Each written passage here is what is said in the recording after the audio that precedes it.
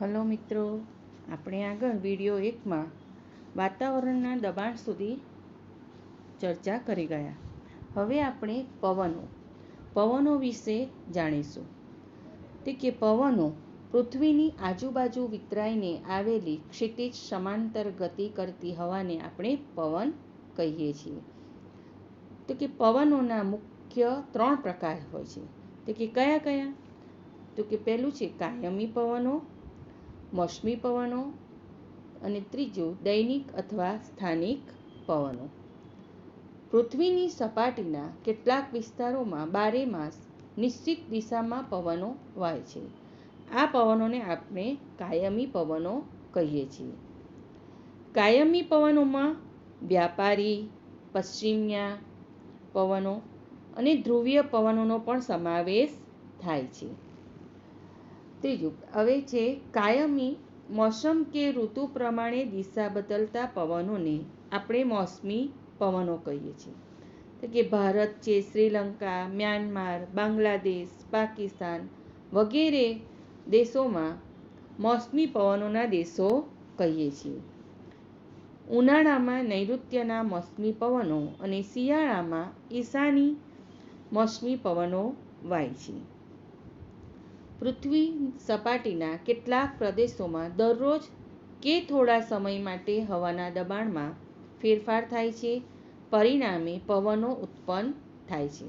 આ પવનોને આપણે દૈનિક કે સ્થાનિક પવનો કહીએ છીએ.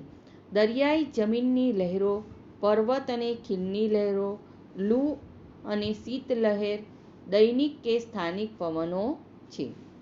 મહાસાગરો છે, સમુદ્રો છે અને જળાશયોનું પાણીનું જે બાષ્પીભવન થાય છે તેમાંથી જે પાણીની બનેલી વરાળ એને આપણે ભેજ કહીએ છીએ. આબોહવાની માનવ જીવન પર ખૂબ અસર થાય છે.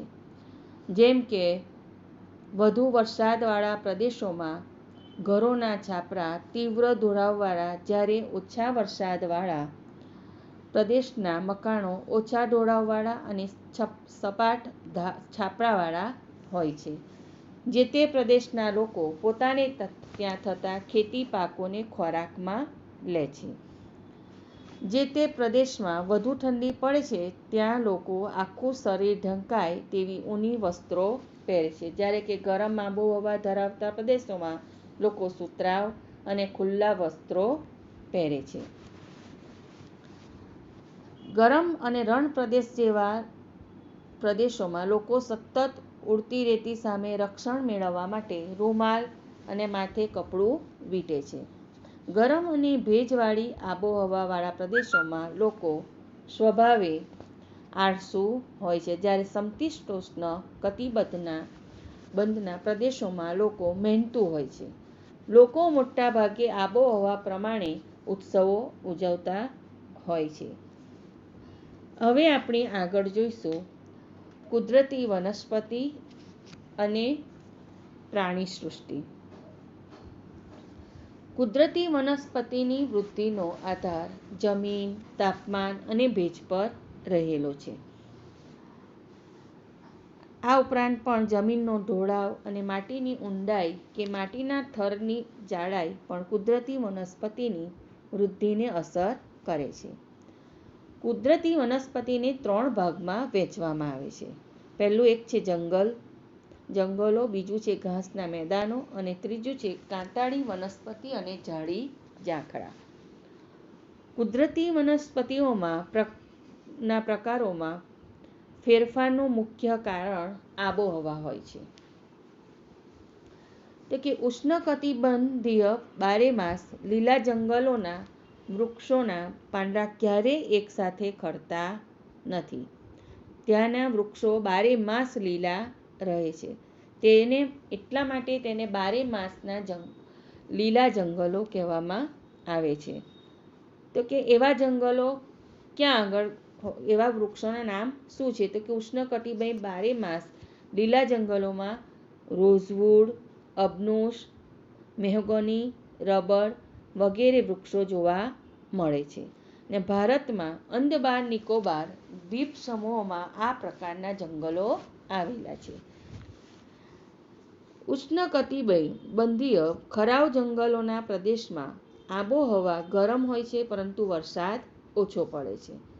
પરિણામે ઉનાળાના 6 થી 8 અઠવાડિયા દરમિયાન અહીંના વૃક્ષોના બધા પાંદડા ખરી પડે છે. માટે ઉષ્ણકટિબંધીય ખરાવ જંગલોને પાનખર કે ખરાવ જંગલો પણ કહેવામાં આવે છે. આ જંગલો ભારતના ઉચ્ચ પ્રદેશ અને ડુંગરાળ પ્રદેશોમાં આવેલા હોય છે. ઉષ્ણકટિબંધીય ખરાવ જંગલોમાં સાગ, સાલ, સીસમ વગેરે જાતના વૃક્ષો જોવા મળે છે. ઉષ્ણકટિબંધીય ખરાવ જંગલોમાં ભારતનું રાષ્ટ્રીય પ્રાણી એટલે કે વાઘ અને એશિયાઈ સિંહ, હાથી, સોનેરી વાંદરા, માકડા વગેરે પ્રાણીઓ જોવા મળે છે. આ ઉપરાંત અહીંના જંગલોમાં ભારતનું રાષ્ટ્રીય પક્ષી મોર, મેના, બાજ, પોપટ, કાબર, કબૂતર વગેરે પક્ષીઓ પણ જોવા મળે છે. સમશીતોષ્ણ બારેમાસ લીલા જંગલોનું તાપમાન સમ હોય છે અને વરસાદ વધુ પડે છે. આ જંગલો મુખ્યત્વે દક્ષિણ પૂર્વ અમેરિકા, દક્ષિણ ચીન, દક્ષિણ પૂર્વ બ્રાઝીલ તેમજ ભારતના ઉત્તર પૂર્વ પર્વતીય પ્રદેશમાં જોવા મળે છે. સમશીતોષ્ણ ખરાવ જંગલો વધારે પડતા તમને ઉત્તર પૂર્વ અમેરિકા, ચીન, ન્યુઝીલેન્ડ, ચીલી, પશ્ચિમ યુરોપ તેમજ ઉત્તર ભારતમાં જોવા મળે છે. ભૂમધ્ય સાગરના જંગલો ભૂમધ્ય સમુદ્રના નજીકના પ્રદેશોમાં જોવા મળે છે. અહીં સંતરા, ઓલિવ એટલે કે જૈતુન, દ્રાક્ષ વગેરે ખટાશવાળા ફળો પુષ્કળ થાય છે. શંકુદ્રમ જંગલોમાં વાંદરા, ધ્રુવીય રીંછ એટલે કે સફેદ રીંછ, કસ્તુરી મૃગ, યાક, વરુ વગેરે પ્રાણીઓ વધારે પડતા ત્યાં જોવા મળે છે. ત્યાં લાકડામાં દેવદાર અને ચીડનું લાકડું અંદરથી પોચું અને માવાદાર હોય છે. તેથી તે કાગળ અને દિવાસળી બનાવવામાં તેમજ ચા અને દવાના પેકિંગની પેટીઓ બનાવવામાં ઉપયોગી થાય છે.